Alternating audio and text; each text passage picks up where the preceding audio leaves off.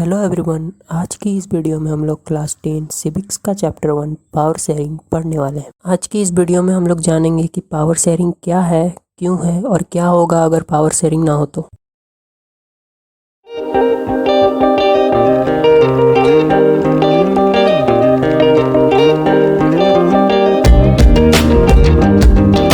इस चैप्टर को समझने के लिए हमें दो देशों के एथनिक कंपोजिशन के बारे में बताया गया है, जिसमें पहला है बेल्जियम और दूसरा है श्रीलंका।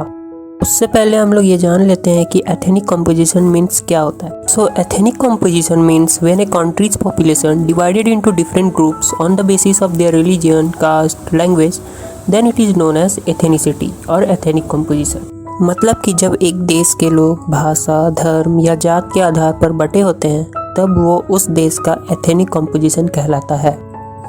सो अब हम लोग एक एक करके दोनों देशों के एथनिक कंपोजिशन के बारे में जानेंगे। Ethnic composition of Belgium. Belgium Europe continent का एक छोटा सा देश है जो इंडिया के हरियाणा स्टेट से भी छोटा है। इतने छोटे देश होने के बावजूद इस देश की एथनिक कंपोजिशन बहुत कॉम्प्लेक्स थी।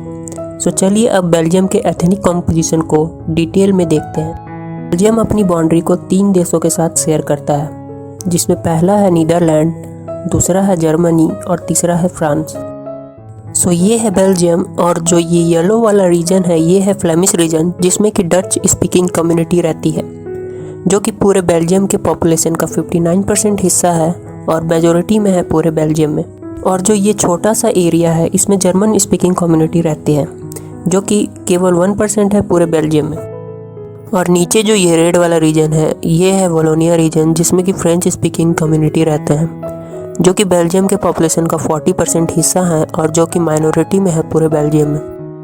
और जो ये बचा हुआ छोटा सा हिस्सा है ये है बेल्जियम का कैपिटल ब्रुसेल, जिसमें कि एथनिक कंपोजिशन उल्टी थी। ऐसा इसलिए क्योंकि यहाँ पर जो डच स्पीकिंग पीपल थे वो केवल 20% थे, जो कि मेजोरिटी में थे पूरे बेल्जियम में। और जो फ्रेंच स्पीकिंग पीपल थे यहाँ पर वो 80% थे, जो कि माइनॉरिटी में थे पूरे बेल्जियम में। तो हम इस सिचुएशन से समझ सकते हैं या कंक्लूड कर सकते हैं कि जो लोग मेजोरिटी में थे पूरे कंट्री में वो उसके कैपिटल में माइनॉरिटी में बदल गए, और जो माइनॉरिटी में थे वो मेजोरिटी में बदल गए। Reason of tensions. जो फ्रेंच स्पीकिंग कम्युनिटी थे वो भले ही माइनॉरिटी में थे लेकिन बहुत रिच और पावरफुल थे, और इसलिए डच स्पीकिंग कम्युनिटी के लोग उन्हें पसंद नहीं करते थे, क्योंकि उनका मानना था कि फ्रेंच कम्युनिटी को पावरफुल नहीं होना चाहिए क्योंकि वो माइनॉरिटी में थे। अब हमारा नेक्स्ट टॉपिक है एथनिक कंपोजिशन ऑफ श्रीलंका। जिस तरह इससे पहले हमने बेल्जियम के एथनिक कंपोजिशन के बारे में समझा, ठीक उसी तरह अब हम श्रीलंका के एथनिक कंपोजिशन के बारे में समझेंगे। श्रीलंका में मेनली 2 तरह के भाषा बोलने वाले लोग थे, जिसमें 74% पीपल सिन्हाला लैंग्वेज बोलते थे और मेजोरिटी में थे, और 18% लोग तमिल लैंग्वेज बोलते थे, जो कि माइनॉरिटी में थे। लेकिन तमिल लैंग्वेज बोलने वाले लोग फर्दर और 2 ग्रुप्स में बटे हुए थे, जिसमें पहला है श्रीलंकन तमिल्स और दूसरा है इंडियन तमिल्स।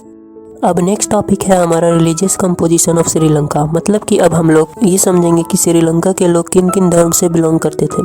तो अगर बात करें सिन्हाला स्पीकर्स की, तो ज़्यादातर सिन्हाला स्पीकर्स बुद्धिस्ट धर्म को बिलोंग करते थे, और 7% पीपल क्रिश्चियन धर्म को बिलोंग करते थे, जो कि सिन्हाला और तमिल दोनों लैंग्वेज बोला करते थे। मेजोरिटारियनिज्म इन श्रीलंका।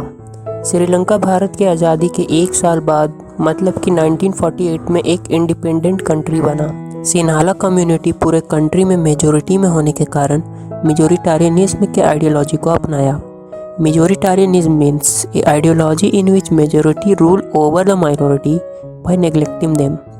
मतलब कि जो मेजोरिटी होती है वो अपना डोमिनेंस जमाने के लिए या रूल करने के लिए माइनॉरिटी पॉपुलेशन को नज़रअंदाज करती है। Steps taken by Sinhala government.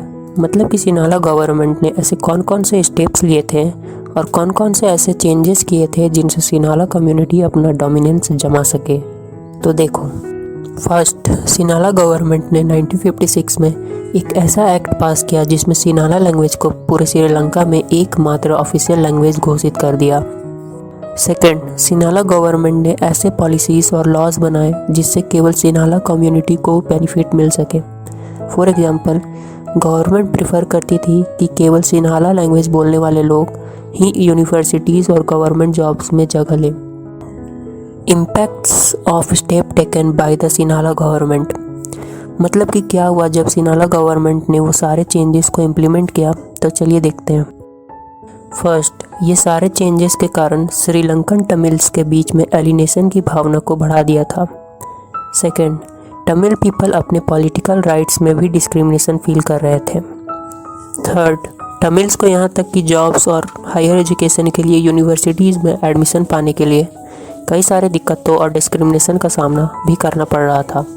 तो अब हम लोग जान लेते हैं कि एलिनेशन का मतलब क्या होता है।